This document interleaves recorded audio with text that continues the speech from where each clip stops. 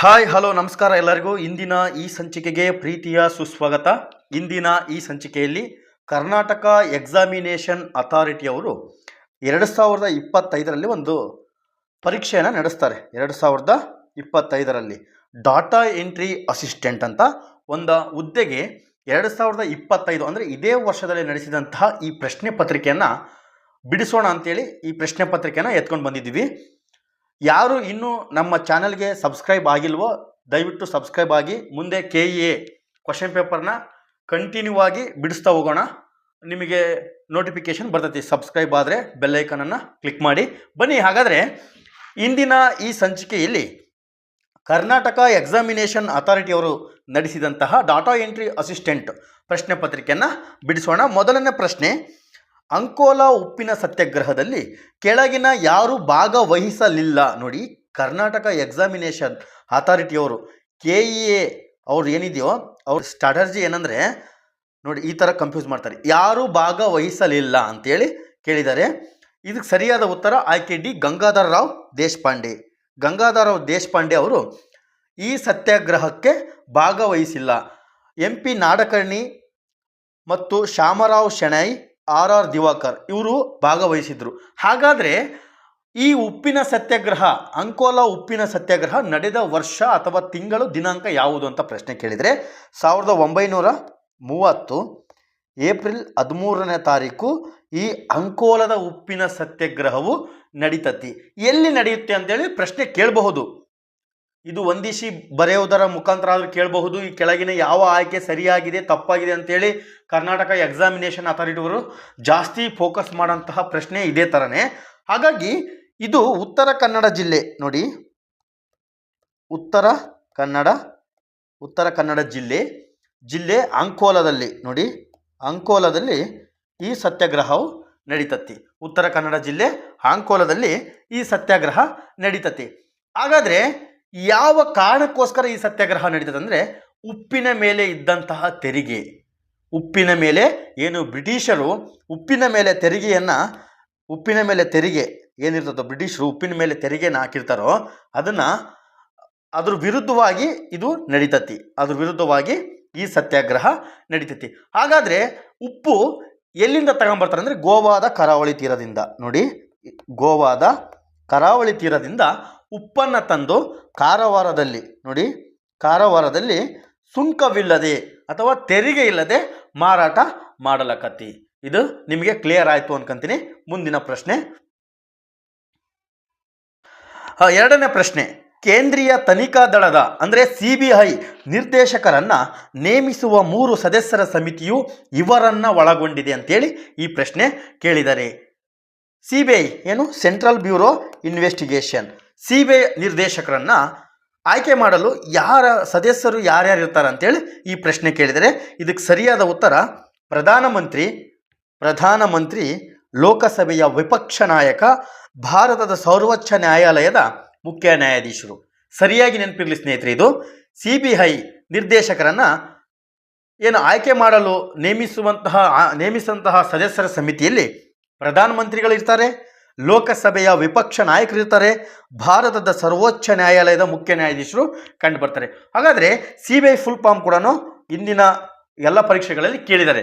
Central bureau of investigation. ಹಾಗಾದರೆ ಇದು ಸ್ಥಾಪನೆ ಯಾವಾಗ ಆಯಿತು ಅಂತೇಳಿ ಕೇಳ್ಬೋದು. 1963.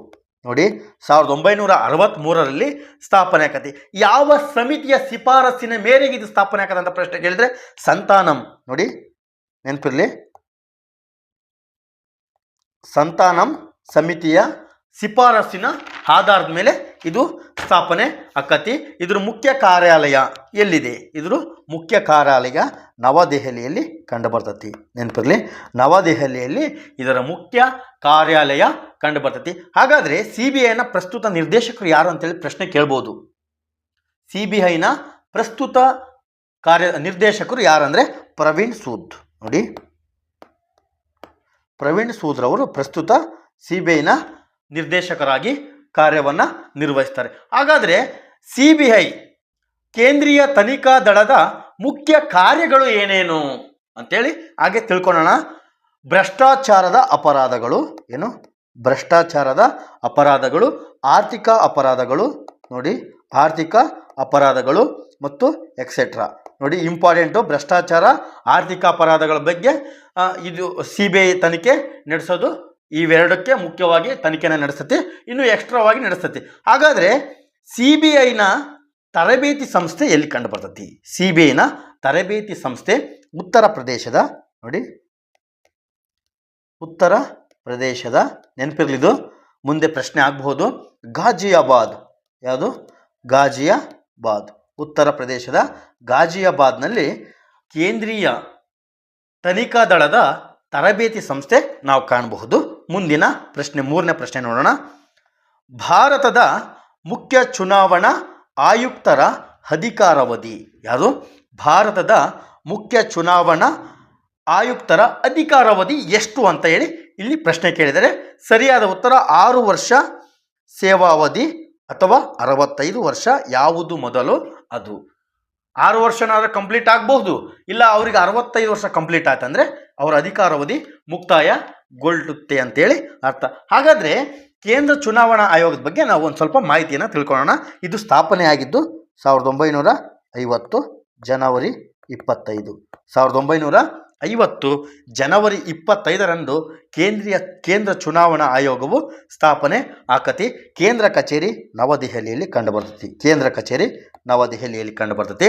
ಹಾಗಾದರೆ ಈ ಜನವರಿ 25 ನಾವು ಒಂದು ಆಚರಣೆ ಮಾಡ್ತೀವಿ, ಏನಂದರೆ ರಾಷ್ಟ್ರೀಯ ಮತದಾರರ ದಿನಾಚರಣೆ. ಇದು ಇಂಪಾರ್ಟೆಂಟು. ಹಿಂದೆ ಪೊಲೀಸ್ ಡಿಪಾರ್ಟ್ಮೆಂಟ್ ಪ್ರಶ್ನೆ ಪತ್ರಿಕೆಗಳಲ್ಲಿ ಸಾಕಷ್ಟು ಬಾರಿ ಕೇಳಿದ್ದಾರೆ. ಜನವರಿ 25 ವಿಶೇಷತೆ ಏನಂದರೆ ರಾಷ್ಟ್ರೀಯ ಮತದಾರರ ದಿನಾಚರಣೆ ಅಂತೇಳಿ ಆಚರಣೆ ಮಾಡಲಾಕತ್ತೆ. ಹಾಗಾದರೆ ಕೇಂದ್ರೀಯ ಚುನಾವಣಾ ಆಯೋಗದ ಮೊದಲ ಆಯುಕ್ತರು ಯಾರಿದ್ರು ಅಂದರೆ ಸುಕುಮಾರ್ ಸೇನ್. ಇದು ನೆನಪಿರಲಿ, ಮೊದಲ ಆಯುಕ್ತರು ಸುಕುಮಾರ್ ಸೇನ್. ಸುಕುಮಾರ್ ಸೇನ್ ಅವರು ಮೊದಲ ಆಯುಕ್ತರಾಗಿ ಕಾರ್ಯವನ್ನು ನಿರ್ವಹಿಸ್ತಾರೆ. ಒಬ್ಬರು ಮುಖ್ಯ ಆಯುಕ್ತರು ಮತ್ತು ಇಬ್ಬರು ಆಯುಕ್ತರು ಇದರಲ್ಲಿ ಕರ್ತವ್ಯವನ್ನು ನಿರ್ವಹಿಸ್ತಾರೆ. ಇದು 6 ಬಗೆಗಿನ ಚುನಾವಣೆಯನ್ನು ನಡೆಸಿಕೊಡ್ತೈತಿ. 6 ಬಗೆಗಿನ ಚುನಾವಣೆ: ಭಾರತದ ರಾಷ್ಟ್ರಪತಿ, ಉಪರಾಷ್ಟ್ರಪತಿ, ರಾಜ್ಯಸಭೆ, ಲೋಕಸಭೆ ಮತ್ತು ವಿಧಾನಸಭೆ, ವಿಧಾನ ಪರಿಷತ್ತು.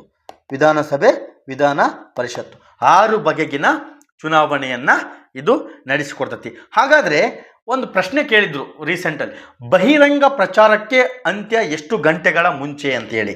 48 ಗಂಟೆಗಳ ಮುಂಚೆ ಬಹಿರಂಗ ಪ್ರಚಾರವನ್ನು, ಏನು ಮತದಾನದ ಮುಕ್ತಾಯದ 48 ಗಂಟೆಗಳ ಮುಂಚೆ ನಾವು ಬಹಿರಂಗ ಪ್ರಚಾರವನ್ನು ಅಂತ್ಯ ಮಾಡಬೇಕಂತೇಳಿ ಕೇಂದ್ರ ಚುನಾವಣಾ ಆಯೋಗದ ಒಂದು ನಿಯಮ ಹೇಳ್ತತಿ. 48 ಗಂಟೆ ಯಾವುದು? ಮತದಾನದ ಮುಕ್ತಾಯದ 48 ಗಂಟೆಗಳ ಮುಂಚೆ ಬಹಿರಂಗ ಪ್ರಚಾರಕ್ಕೆ ಅಂತ್ಯವನ್ನು ನಾವು ಆಡಬೇಕು ಅಂಥೇಳಿ ಹೇಳ್ತತಿ. ಇವರನ್ನು ರಾಷ್ಟ್ರಪತಿಗಳು ನೇಮಿಸ್ತಾರೆ. ಯಾರು? ರಾಷ್ಟ್ರಪತಿಗಳು ಇವರನ್ನು ನೇಮಿಸ್ತಾರೆ. ಹಾಗಾದರೆ ಮುಖ್ಯವಾದ ನಾವು ಪ್ರಶ್ನೆನ ಬಿಟ್ಟಿದ್ದೀವಿ, ಎಷ್ಟನೇ ವಿಧಿ ಪ್ರಕಾರನ ಆಯ್ಕೆ ಮಾಡ್ತಾರೆ ಅಂದರೆ 324ನೇ ವಿಧಿ ಪ್ರಕಾರ ಕೇಂದ್ರ ಚುನಾವಣಾ ಆಯೋಗದ ಆಯುಕ್ತರನ್ನು ನೇಮಕ ಮಾಡಲಾಗ್ತಿ. ಒಬ್ಬರು ಮುಖ್ಯ ಚುನಾವಣಾ ಆಯುಕ್ತರು, ಇಬ್ಬರು ಆಯುಕ್ತರು ಇಲ್ಲಿ ಕರ್ತವ್ಯವನ್ನು ನಿರ್ವಹಿಸ್ತಾರೆ. ನೋಡಿ 4ನೇ ಪ್ರಶ್ನೆ, ಭಾರತೀಯ ಪ್ರಜೆಗಳ ಮೂಲಭೂತ ಕರ್ತವ್ಯಗಳಿಗೆ ಸಂಬಂಧಿಸಿದಂತೆ ಕೆಳಗಿನ ಹೇಳಿಕೆಗಳನ್ನು ಪರಿಗಣಿಸಿ ಅಂತೇಳಿ 4ನೇ ಪ್ರಶ್ನೆಯಾಗಿದೆ. ಪರಿಗಣಿಸಿ. ಮೂಲಭೂತ ಕರ್ತವ್ಯಗಳನ್ನು 1976ರಲ್ಲಿ ಭಾರತ ಸಂವಿಧಾನಕ್ಕೆ ಸೇರ್ಪಡೆ ಮಾಡ್ಲಕತಿ. ಇದು ಸರಿಯಾಗಿದೆ. ಮೂಲತಃ 10 ಮೂಲಭೂತ ಕರ್ತವ್ಯಗಳನ್ನು ಸೇರಿಸಲಾಗಿತ್ತು. ಇದು ಕೂಡ ಕರೆಕ್ಟ್ ಇದೆ. ಯಾಕಂದರೆ ಮೂಲಭೂತ ಕರ್ತವ್ಯಗಳ ಪ್ರಸ್ತಾವನೆ ಬಗ್ಗೆ ಮೂಲ ಸಂವಿಧಾನದಲ್ಲಿ ಯಾವುದೇ ಪ್ರಸ್ತಾವನೆ, ಸೇರ್ಪಡೆ ಮಾಡಲು ಯಾವುದೇ ಪ್ರಸ್ತಾವನೆ ಇರಲಿಲ್ಲ. ಇದು ಮಧ್ಯಂತರವಾಗಿ ಸೇರ್ಪಡೆ ಆಗಿದ್ದಂತಹ ಒಂದು ಭಾಗ ಆಗಿದೆ. ಇದು ಮೂಲಭೂತ ಕರ್ತವ್ಯಗಳು 1976. ಓಕೆ, 10 ಮೂಲಭೂತ ಕರ್ತವ್ಯಗಳು ಪ್ರಾರಂಭದಲ್ಲಿದ್ವು. 11ನೇ ಮೂಲಭೂತವನ್ನು 2000ರಲ್ಲಿ ಸೇರ್ಪಡೆ ಮಾಡಲಾಗೈತೆ ಅಂತೇಳಿ ಕೇಳಿದರೆ ಇದು ತಪ್ಪು. ಇದು 2002ರಲ್ಲಿ 11ನೇ ಮೂಲಭೂತ ಕರ್ತವ್ಯ ಸೇರ್ಪಡೆ ಮಾಡಿ ಒಟ್ಟು ಇದೀಗ 11 ಮೂಲಭೂತ ಕರ್ತವ್ಯಗಳನ್ನು ನಾವು ಕಾಣಬಹುದು. 1976ರಲ್ಲಿ ನೇಮಕವಾದ, ನೋಡಿ ಯಾವ ಸಮಿತಿಯ ಶಿಫಾರಸಿನ ಮೇರೆಗೆ ಇದು ಸೇರ್ಪಡೆ ಆಗತ್ತಂದರೆ ಸರ್ದಾರ್ ಸ್ವರ್ಣ ಸಿಂಗ್ ನೆನಪಿರಲಿ. ಸರ್ದಾರ್ ಸ್ವರ್ಣ ಸಿಂಗ್ ಅವರ ಸಮಿತಿಯ ಶಿಫಾರಸಿನ ಆಧಾರದ ಮೇಲೆ ಮೂಲಭೂತ ಕರ್ತವ್ಯಗಳನ್ನು ಸೇರ್ಪಡೆ ಮಾಡ್ಲಕತ್ತೆ. ಎಷ್ಟನೇ ತಿದ್ದುಪಡಿ? ಹಾಗಾದರೆ ಇಂಪಾರ್ಟೆಂಟು 42ನೇ ತಿದ್ದುಪಡಿ. 42ನೇ ತಿದ್ದುಪಡಿ ಮುಖಾಂತರ 1976ರಲ್ಲಿ ಜಾರಿಗೊಳಿಸಲಾದ ಮೂಲಭೂತ ಕರ್ತವ್ಯಗಳು ಮೂಲತಃ 10 ಇದ್ವು, ಪ್ರಸ್ತುತವಾಗಿ 11 ಇದೆ. 11 ಅಂದರೆ 2002ರಲ್ಲಿ 86ನೇ ತಿದ್ದುಪಡಿ ಮುಖಾಂತರ 86ನೇ ತಿದ್ದುಪಡಿ ಮುಖಾಂತರ 11ನೇ ಮೂಲಭೂತ ಕರ್ತವ್ಯವನ್ನು ಸೇರಿಸಲಾಕತಿ. ಬನ್ನಿ ಮುಂದಿನ ಪ್ರಶ್ನೆ. ಈ ಕೆಳಕಂಡ ಯಾವ ಪ್ರಕರಣ ಭಾರತ ಸಂವಿಧಾನದ ಮೂಲಭೂತ ಹಕ್ಕುಗಳು ಭಾಗ 3 ಮತ್ತು ರಾಜ್ಯ ನಿರ್ದೇಶಕ ತತ್ವಗಳು ಭಾಗ 4 ನಡುವಿನ ಸಮತೋಲನದ ಬಗ್ಗೆ ತಿಳಿಸುತ್ತದೆ? ಸಮತೋಲನದ ಬಗ್ಗೆ ತಿಳಿಸುತ್ತದೆ ಅಂತೇಳಿ ಈ ಪ್ರಶ್ನೆ ಕೇಳಿದರೆ ಇದಕ್ಕೆ ಸರಿಯಾದ ಉತ್ತರ ಯಾವುದು ನೋಡಿ. ಮಿನರ್ವಾ ಮಿಲ್ಸ್ ಲಿಮಿಟೆಡ್ ಯೂನಿಯನ್ ಅಂತ ಕೇಳಿದರೆ ಗೋಲಕ್ನಾಥ್ ಅಂತ ಇದೆ, ಇಂದಿರಾ ಗಾಂಧಿ ವರ್ಸಸ್ ರಾಜನಾರಾಯಣ್ ಅಂತಿದೆ, SR ಬೊಮ್ಮಾಯಿ ಅಂತ ಇದೆ. ಇದು ನೋಡಿ, ಇದಕ್ಕೆ ನಾವು ಏನು ಸಮತೋಲನದ ಬಗ್ಗೆ ಯಾವುದು ತಿಳಿಸ್ಕೊಡ್ತದೆ ಅಂತೇಳಿ ಇದಕ್ಕೆ ಪ್ರಶ್ನೆ ಆಗಿದೆ. ಸರಿಯಾದ ಉತ್ತರ Minerva Mills limited versus union. ನೋಡಿ, ಇದಕ್ಕೆ ಸರಿಯಾದ ಉತ್ತರ Minerva Mills limited versus union. ಈ ಪ್ರಕರಣದಲ್ಲಿ ಮೂಲಭೂತ ಹಕ್ಕುಗಳು ಮತ್ತು ರಾಜ್ಯ ನಿರ್ದೇಶಕ ತತ್ವಗಳ ನಡುವಿನ ಸಮತೋಲನದ ಬಗ್ಗೆ ಇದು ತಿಳಿಸಿಕೊಡ್ತತಿ. ಹೊಂದಿಸಿ ಬರೆಯಿರಿ. ಮುಂದಿನ ಪ್ರಶ್ನೆ, ಹೊಂದಿಸಿ ಬರೆಯಿರಿ. ನೋಡಿ, Harappa SR Rao, Mohenjo-daro MS Vats, Kalibangan BK Thapar, Lothal George F Dales ಅಂತ ಇದು ಹೊಂದಿಸಿ ಬರೆಯಿರಿ ಇದನ್ನು ಕೇಳಿದರೆ. ಹಾಗಾದರೆ ಇದನ್ನು ನಾವು ವಿವರಣೆ ಸಮೇತ ನೋಡೋಣ. ಹರಪ್ಪ ನಾಗರಿಕತೆ ಬಗ್ಗೆ ನಾವು ತಗೋಣ, ಅಥವಾ ಹರಪ್ಪದ ಬಗ್ಗೆ ನಾವು ಮಾತಾಡೋದಾದರೆ 1921ರಲ್ಲಿ ದಯಾರಾಮ್ ಸಹಾನಿ, ನೋಡಿ ದಯಾರಾಮ್ ಸಹಾನಿಯವರು ಇದನ್ನು ಸಂಶೋಧನೆ ಮಾಡ್ತಾರೆ. ಹಾಗಾದರೆ ಹೆಚ್ಚಿನ ಸಂಶೋಧನೆ ಮಾಡಿದವರು MS ವತ್ಸ. ಎಗೆ ಸರಿಯಾದ ಉತ್ತರ ಬಿ. ಎಗೆ ಸರಿಯಾದ ಹೊಂದಿಸಿ ಬರೆಯಿರಿ ಬಿ. ಹಾಗಾದರೆ ಮೆಹೆಂಜೋದಾರವನ್ನು ಪತ್ತೆ ಹಚ್ಚಿದ್ದು RD ಬ್ಯಾನರ್ಜಿ 1922ರಲ್ಲಿ RD ಬ್ಯಾನರ್ಜಿರವರು ಸಂಶೋಧನೆ ಪತ್ತೆ ಹಚ್ತಾರೆ. ಆದರೆ ಸಂಶೋಧನೆ ಮಾಡಿದ್ದು ಜಾರ್ಜ್ ಎಫ್ ಡೆಲ್ಫ್ ಇವರು ಸಂಶೋಧನೆ ಮಾಡ್ತಾರೆ. ಕಾಲಿಬಂಗನ್ ಇದು ರಾಜಸ್ಥಾನದಲ್ಲಿ ಕಂಡು ಬರ್ತೈತಿ. ಇದನ್ನು ಯಾರು ಅಂತಂದರೆ BK ತಾಫರ್, ಕಾಲಿಬಂಗನ್ BK ತಾಫರ್ ಅವರು ಪತ್ತೆ ಹಚ್ತಾರೆ. ಲೋಥಾಲ್ ಇದು ಗುಜರಾತ್ನಲ್ಲಿ ಕಂಡು ಬರ್ತೈತಿ. ಇದು ಗುಜರಾತ್ನಲ್ಲಿ ಕಂಡು ಬರೋದು. ಇದಕ್ಕೆ SR ರಾವ್ ಅವರು ಇದನ್ನು ಸಂಶೋಧನೆ ಮಾಡ್ತಾರೆ. ಇದಕ್ಕೆ ಸರಿಯಾದ ಉತ್ತರ. ಹಾಗಾದರೆ ಲೋಥಾಲ್ನ ಒಂದು ವಿಶೇಷತೆ ಏನಂದರೆ ಸಿಂಧೂ ನಾಗರಿಕತೆಯ ಮ್ಯಾಂಚೆಸ್ಟರ್ ಅಂತ ಕರೀತಾರೆ. ಸಿಂಧೂ ನಾಗರಿಕತೆಯ ಮ್ಯಾಂಚೆಸ್ಟರ್. ನೋಡಿ, ಸಿಂಧೂ ನಾಗರಿಕತೆಯ ಮ್ಯಾಂಚೆಸ್ಟರ್ ಅಂತೇಳಿ ಕರೀತಾರೆ. ಯಾವುದನ್ನ? ಲೋಥಾಲ್ನ. ಬನ್ನಿ ಮುಂದಿನ ಪ್ರಶ್ನೆ, 7ನೇ ಪ್ರಶ್ನೆ. ಭಾರತದ ವಿಸ್ತೀರ್ಣ ಉತ್ತರದಲ್ಲಿ ಹಿಮಾಲಯದಿಂದ ದಕ್ಷಿಣದಲ್ಲಿ ಸಮುದ್ರದವರೆಗೆ ಎಂದು ಯಾವ ಪುರಾಣ ಉಲ್ಲೇಖಿಸಿದೆ ಅಂತೇಳಿ ಕೇಳಿದರೆ, ಯಾವ ಪುರಾಣ ಉಲ್ಲೇಖಿಸಿದೆ ಅಂತಂದರೆ ವಿಷ್ಣು ಪುರಾಣ. ಸರಿಯಾದ ಉತ್ತರ ವಿಷ್ಣು ಪುರಾಣದಲ್ಲಿ ಭಾರತ ವಿಸ್ತೀರ್ಣ ಉತ್ತರದಲ್ಲಿ ಹಿಮಾಲಯದಿಂದ ದಕ್ಷಿಣದಲ್ಲಿ ಸಮುದ್ರದವರೆಗೆ ಅಂತೇಳಿ ಉಲ್ಲೇಖ ಇದೆ. ಒಟ್ಟು ನಾವು 18 ಪುರಾಣಗಳನ್ನು ಕಾಣಬಹುದು. ಎಷ್ಟು? 18 ಪುರಾಣಗಳನ್ನು ಕಾಣಬಹುದು. ವೇದವ್ಯಾಸರು ರಚಿಸಿದ್ದಾರೆ ಈ ಪುರಾಣಗಳನ್ನು. ವೇದವ್ಯಾಸರು ಈ ಪುರಾಣಗಳನ್ನು ರಚಿಸಿದ್ದಾರೆ. ಮುಂದಿನ ಪ್ರಶ್ನೆ, ರಾಜ್ಯಪಾಲರಿಗೆ ಸಂಬಂಧಿಸಿದಂತೆ ಕೆಳಗಿನ ಹೇಳಿಕೆಗಳನ್ನು ಪರಿಗಣಿಸಿ ಅಂತೇಳಿ ಕೇಳಿದ್ದಾರೆ. ನೋಡಿ, ರಾಜ್ಯಪಾಲ ಹುದ್ದೆಗೆ ನೇಮಕವಾಗುವ ವ್ಯಕ್ತಿಗೆ ಕನಿಷ್ಠ 30 ವರ್ಷ ವಯಸ್ಸಾಗಿರಬೇಕು. ರಾಜ್ಯಪಾಲರು ಹೈಕೋರ್ಟ್ನ ಮುಖ್ಯ ನ್ಯಾಯಾಧೀಶರಿಂದ ಪ್ರಮಾಣ ವಚನ ಸ್ವೀಕರಿಸ್ತಾರೆ. ರಾಜ್ಯವೊಂದರ ರಾಜ್ಯಪಾಲರು ರಾಷ್ಟ್ರಪತಿ ಚುನಾವಣೆಯಲ್ಲಿ ಸ್ಪರ್ಧಿಸಲು ಅರ್ಹರಾಗಿರುತ್ತಾರೆ ಅಂತೇಳಿ ಆಪ್ಷನ್ ಇದೆ. ಇದಕ್ಕೆ ಸರಿಯಾದ ಉತ್ತರ ಎ ತಪ್ಪು. ನೋಡಿ, ಯಾಕಂದರೆ ರಾಜ್ಯಪಾಲ ಹುದ್ದೆಗೆ ನೇಮಕವಾಗುವ ವ್ಯಕ್ತಿಗೆ 35 ವರ್ಷ ಕನಿಷ್ಠ ವಯಸ್ಸಾಗಿರ್ಬೇಕು. ಎಷ್ಟು? 35. ಹಾಗಾದರೆ ಬಿ ಹೌದು, ಹೈಕೋರ್ಟ್ನ ಮುಖ್ಯ ನ್ಯಾಯಾಧೀಶರು ಇವರು ಪ್ರಮಾಣ ವಚನ ಸ್ವೀಕಾರ ಮಾಡ್ತಾರೆ. ರಾಜ್ಯವೊಂದರ ರಾಜ್ಯಪಾಲರು ರಾಷ್ಟ್ರಪತಿ ಚುನಾವಣೆಯಲ್ಲಿ ಸ್ಪರ್ಧಿಸಲು ಅರ್ಹರಾಗಿರ್ತಾರೆ. ಇದು ಸರಿಯಾಗಿದೆ. ಹಾಗಾದರೆ ಇವರ ಅಧಿಕಾರಾವಧಿ ಎಷ್ಟು? ರಾಜ್ಯಪಾಲರ ಅಧಿಕಾರಾವಧಿ 5 ವರ್ಷಗಳು.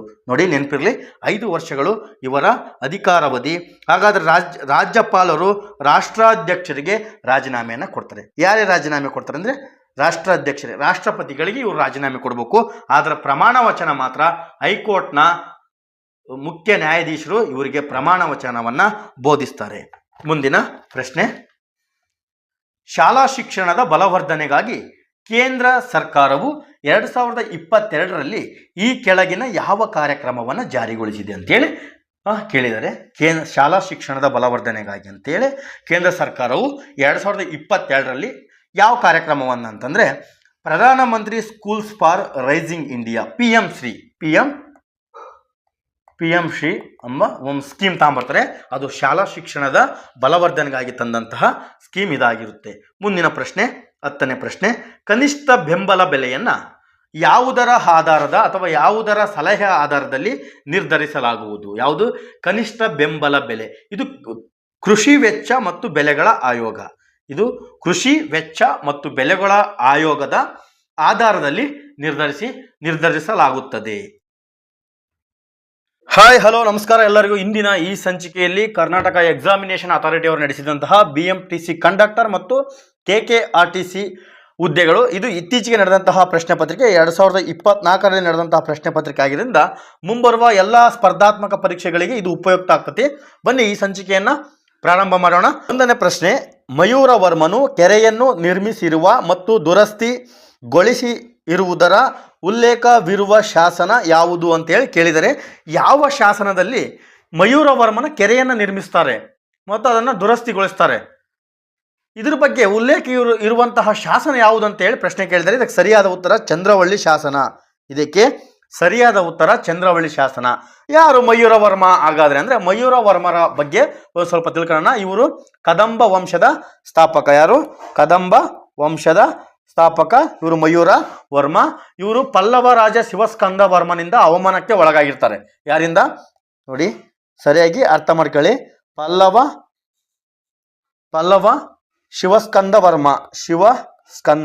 ವರ್ಮನಿಂದ ಇವರು ಅವಮಾನಕ್ಕೆ ಒಳಗಾಗಿರ್ತಾರೆ. ಮಯೂರ ವರ್ಮ ಅಥವಾ ಮಯೂರ ಶರ್ಮರವರು ತನ್ನ ಪೂರ್ಣ ವರ್ಣವನ್ನು ತ್ಯಜಿಸಿ ಕ್ಷತ್ರಿಯ ವರ್ಣಕ್ಕೆ ಸ್ವೀಕಾರ ಮಾಡಿ ಮಯೂರ ವರ್ಮರಾಗ್ತಾರೆ. ಮಧ್ಯೆ ಮಯೂರ ಶರ್ಮರಾಗಿರ್ತಾರೆ. ಅವರು ತನ್ನ ವರ್ಣವನ್ನು ತ್ಯಜಿಸಿ ಕ್ಷತ್ರಿಯ ವರ್ಣ ಸ್ವೀಕಾರ ಮಾಡಿ ಮಯೂರ ವರ್ಮ ಆಗ್ತಾರೆ. ಈತನ ಬಗ್ಗೆ ತಿಳಿಸುವ ಶಾಸನ ಯಾವುದಂದ್ರೆ ತಾಳಗುಂದ ಶಾಸನ. ನೋಡಿ, ತಾಳಗುಂದ ಶಾಸನವು ಮಯೂರ ವರ್ಮನ ಬಗ್ಗೆ ತಿಳಿಸ್ತತಿ. ನೋಡಿ, ತಾಳಗುಂದ ಶಾಸನ ಮಯೂರ ವರ್ಮರ ಬಗ್ಗೆ ತಿಳಿಸಿ ಕೊಡ್ತತಿ.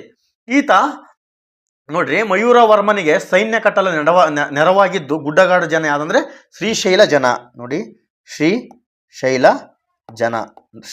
ಜನ ಇವರು ಗುಡ್ಡಗಾಡಿನ ಜನರು. ಇವರು ಒಂದು ಸೈನ್ಯವನ್ನು ಕಟ್ಟಕ್ಕೆ ಇವರು ಸಹಾಯ ಮಾಡ್ತಾರೆ. ಬನ್ನಿ ಚಂದ್ರವಳ್ಳಿ ಶಾಸನದ ಬಗ್ಗೆ ನಾವು ತಿಳ್ಕೊಳ್ಳೋಣ. ಯಾಕಂದರೆ ಇದಕ್ಕೆ ಮಯೂರ ವರ್ಮನ ಕೆರೆಯನ್ನು ನಿರ್ಮಿಸಿದ್ದು ಮತ್ತು ದುರಸ್ತಿಗೊಳಿಸಿದ್ದು ಅದ್ರ ಬಗ್ಗೆ ಯಾವ ಶಾಸನ ಹೇಳ್ಕೊಡ್ತದಂತೆ ಅಂತೇಳಿ ಕೇಳಿದ್ರು ಪ್ರಶ್ನೆ. ಚಂದ್ರವಳ್ಳಿ ಶಾಸನ ಇದು ಸಾಮಾನ್ಯ ಶತಪೂರ್ವ. ನೋಡಿ, ಸಾಮಾನ್ಯ ಶತಪೂರ್ವ 450ರಲ್ಲಿ. ನೋಡ್ರಿ, ಇದು 450ರಲ್ಲಿ ಇದು ಬರೆಯಲ್ಪಡ್ತತಿ. ಇದು ಚಿತ್ರದುರ್ಗ ಜಿಲ್ಲೆಯ ಸಮೀಪವಿರುವ ಚಂದ್ರವಳ್ಳಿ ಎಂಬಲ್ಲಿ ದೊರಕಿದೆ. ನೋಡ್ರಿ, ಸರಿಯಾಗಿ ನೆನಪಿರಲಿ. ಚಿತ್ರದುರ್ಗ ಜಿಲ್ಲೆ ಚಂದ್ರವಳ್ಳಿ ಸಮೀಪ ಇದು ಕಂಡು ಬರ್ತತಿ. ಇದು ನಾವು ಚಂದ್ರವಳ್ಳಿ ಶಾಸನದ ಬಗ್ಗೆ ನಾವು ನೋಡ್ತಾ ಇದ್ದೀವಿ. ಇದರ ರಚನೆಕಾರರು ಕುಪಣಚ. ಇದನ್ನು ಕೆತ್ತಿಸಿದ ಅರಸ ಮಯೂರ ವರ್ಮ. ಇದನ್ನು ರಚನೆ ಮಾಡಿದ್ದು ಕುಪಣಚ. ನೋಡಿ, ಸರಿಯಾಗಿ ನೆನಪಿರಲಿ. ಕುಪಣಚ ಇದನ್ನು ಕೆತ್ತಿಸಿದ್ದು ಮಯೂರ ವರ್ಮ. ಬನ್ನಿ ಮುಂದಿನ ಪ್ರಶ್ನೆ ನೋಡೋಣ. ಕರ್ನಾಟಕದಲ್ಲಿ ರೇಷ್ಮೆ ಬೆಳೆಯನ್ನು ಪರಿಚಯಿಸಿದ ದೊರೆ ಯಾರು ಅಂತೇಳಿ ಕೇಳಿದರೆ, ಇದು ಇಂಪಾರ್ಟೆಂಟ್ ಪ್ರಶ್ನೆ. ಇದು ಭಾಳ ಸರಿ ಕೇಳಿದರೆ. ಇದಕ್ಕೆ ಸರಿಯಾದ ಉತ್ತರ ಟಿಪ್ಪು ಸುಲ್ತಾನ್ರವರು ಕರ್ನಾಟಕದಲ್ಲಿ ರೇಷ್ಮೆ ಬೆಳೆಯನ್ನು ಪರಿಚಯ ಮಾಡ್ತಾರೆ. ಯಾವ ಸಂದರ್ಭದಲ್ಲಿ ಅಂತಂದರೆ, ಇವು ಆಂಗ್ಲೋ ಮೈಸೂರು ಯುದ್ಧ ನಡೀತದೆ. ಆ ಸಂದರ್ಭದಲ್ಲಿ ಇವರು ರೇಷ್ಮೆ ಬೆಳೆಯನ್ನು ಕರ್ನಾಟಕಕ್ಕೆ ಪರಿಚಯ ಮಾಡ್ತಾರೆ. ಬನ್ನಿ ಮುಂದಿನ ಪ್ರಶ್ನೆ. ಮುಚ್ಚಿದ ಕೋಣೆಯಲ್ಲಿ ವಿದ್ಯುತ್ ಸಂಪರ್ಕ ಹೊಂದಿರುವ ರೆಫ್ರಿಜರೇಟರ್ ಇದ್ದು ಅದರ ಬಾಗಿಲು ತೆರೆದಿರುತ್ತದೆ. ಆಗ ಕೋಣೆಯ ಉಷ್ಣತೆಯು ಅಂತೇಳಿ ಕೇಳಿದೆ. ನೋಡ್ರಿ, ಒಂದು ಕೋಣೆಯನ್ನು ಮುಚ್ಚಿದ್ದೇವೆ ನಾವು, ಅಲ್ಲಿ ವಿದ್ಯುತ್ ಸಂಪರ್ಕ ಇದೆ, ಅಲ್ಲಿ ರೆಫ್ರಿಜರೇಟರ್ ಇದ್ದು ಅದರ ಬಾಗಿಲು ತೆರೆದಿರ್ತತೆ. ಆಗ ಕೋಣೆಯ ಉಷ್ಣತೆ ಏನಾಗ್ತದೆ ಅಂದರೆ ಹೆಚ್ಚಾಗ್ತತಿ. ನೋಡಿ, ಸರಿಯಾದ ಉತ್ತರ ಹೆಚ್ಚಾಗ್ತತಿ. ಮುಚ್ಚಿದ ಕೋಣೆಯೊಂದರ ವಿದ್ಯುತ್ ಸಂಪರ್ಕ ಹೊಂದಿರುವ ರೆಫ್ರಿಜರೇಟರ್ ಬಾಗಿಲು ತೆರೆದಿದ್ದರೆ ಆಗ ಕೋಣೆಯ ಉಷ್ಣತೆ ಹೆಚ್ಚಾಗುವ ಸಾಧ್ಯತೆ ಇರುತ್ತದೆ. ನೋಡಿ, ಮುಂದಿನ ಪ್ರಶ್ನೆ 4ನೇ ಪ್ರಶ್ನೆ. ವಿದ್ಯುತ್ ದರ್ಶಕ ಉಪಕರಣವನ್ನು ಎಲೆಕ್ಟ್ರೋಸ್ಕೋಪ್. ನೋಡ್ರಿ, ಎಲೆಕ್ಟ್ರೋಸ್ಕೋಪ್ ಅಥವಾ ವಿದ್ಯುತ್ ದರ್ಶಕ ಉಪಕರಣನ ಯಾವುದನ್ನು ಪತ್ತೆ ಹಚ್ಚಲು ಬಳಸಲಾಗುವುದು ಅಂತೇಳಿ ಕೇಳಿದರೆ, ಇದಕ್ಕೆ ಸರಿಯಾದ ಉತ್ತರ ವಿದ್ಯುತ್ ಆವೇಶ. ಹಾಗಾದರೆ ಇದರಲ್ಲಿ ವಿದ್ಯುತ್ ಪ್ರವಾಹ ಇದೆ. ವಿದ್ಯುತ್ ಪ್ರವಾಹವನ್ನು ಅಳೆಯುವ ಏಕಮಾನ ಯಾವುದಂತಂದರೆ ಇದು ಆಂಪಿಯರ್. ಇದು ಸರಿಯಾಗಿ ನೆನಪಿರಲಿ. ಇತ್ತೀಚಿನ ಪೊಲೀಸ್ ಇಲಾಖೆಯ ಪ್ರಶ್ನೆ ಪತ್ರಿಕೆಯಲ್ಲಿ ಇದು ತುಂಬ ಬಾರಿ ಕೇಳಿದ್ದಾರೆ. ವಿದ್ಯುತ್ ಪ್ರವಾಹವನ್ನು ಅಳೆಯುವ ಏಕಮಾನ ಯಾವುದಂದರೆ ಆಂಪಿಯರ್. ಸರಿನಾ? ಸರಿಯಾಗಿ ನೆನಪಿಟ್ಕೊಳ್ರಿ. ಬನ್ನಿ ಮುಂದಿನ ಪ್ರಶ್ನೆ. ಯಾವ ಕಿರಣಗಳನ್ನು ಪತ್ತೆ ಹಚ್ಚಲು ಥರ್ಮೋಪೈಲ್ಗಳನ್ನು ಬಳಸುತ್ತಾರೆ? ನೋಡಿ, ಯಾವ ಕಿರಣಗಳನ್ನು ಪತ್ತೆ ಹಚ್ಚಲು ನಾವು ಥರ್ಮೋಪೈಲ್ಗಳನ್ನು ನಾವು ಬಳಸ್ತೀವಿ ಅಂದರೆ ಅವಗೆಂಪು ಅಥವಾ ಅತಿಗೆಂಪು ಕಿರಣಗಳನ್ನು, ಅತಿಗೆಂಪು ವಿಕಿರಣಗಳನ್ನು ಪತ್ತೆ ಹಚ್ಚಲು ನಾವು ಥರ್ಮೋಪೈಲ್ಗಳನ್ನು ಬಳಸುತ್ತೇವೆ. ಬನ್ನಿ ಮುಂದಿನ ಪ್ರಶ್ನೆ. 20 HZ ಕಡಿಮೆ ಆವರ್ತನ ಇರುವ ಶಬ್ದಗಳನ್ನು ಡ್ಯಾಶ್ ಅಂತ ಹೇಳಿ ಕರೀತಾರೆ. ಏನಂತೇಳಿ ಕರಿತೀವಿ ನಾವು ಅಂದರೆ 20 HZ ಕಡಿಮೆ ಇರುವ ಆವರ್ತನ ಇರುವ ಶಬ್ದದ ಅವಧ್ವನಿಗಳಿಗೆ ಶಬ್ದಗಳನ್ನು ಅವಧ್ವನಿಗಳು ಅಂತೇಳಿ ನಾವು ಕರಿತೀವಿ. ಏನಂತ? ಅವಧ್ವನಿಗಳು ಅಂತೇಳಿ ನಾವು ಕರಿತೀವಿ. ಶಬ್ದವು ಒಂದು ಶಕ್ತಿಯ ರೂಪ. ನೋಡಿ, ಶಬ್ದವು ಒಂದು ಶಕ್ತಿಯ ರೂಪ. ಶಬ್ದವು ಒಂದು ಶಕ್ತಿಯ ರೂಪ. ಡೆಸಿಬಲ್ ಶಬ್ದದ ಅಂತಾರಾಷ್ಟ್ರೀಯ ಏಕಮಾನ. ನೋಡ್ರಿ, ಇದು ನೆನಪಿರಲಿ. ಡೆಸಿಬಲ್ ಶಬ್ದದ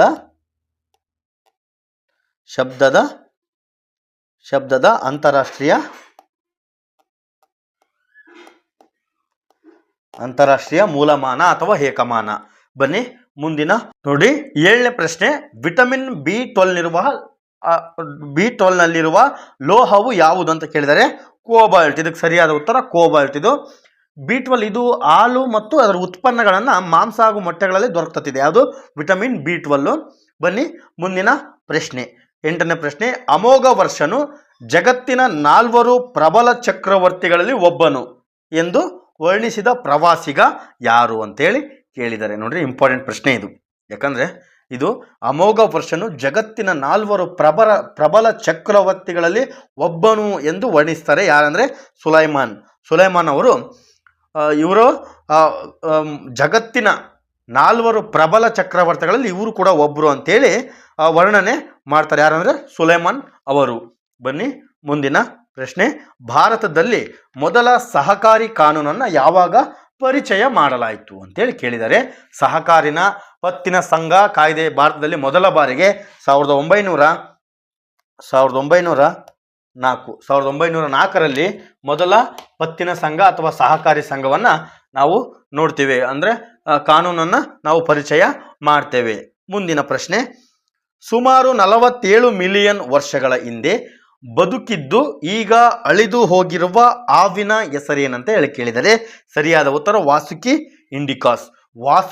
ಇಂಡಿಕಾಸ್ ಎಂಬ ಹಾವು ಸುಮಾರು 47 ಮಿಲಿಯನ್ ವರ್ಷಗಳ ಹಿಂದೆ ಬದುಕಿದ್ದು ಈಗ ಅಳಿದು ಹೋಗಿರುವ ಅದು ಒಂದು ಪ್ರಾಣಿ ಪ್ರಭೇದ ಆಗಿದೆ. ಮುಂದಿನ ಪ್ರಶ್ನೆ.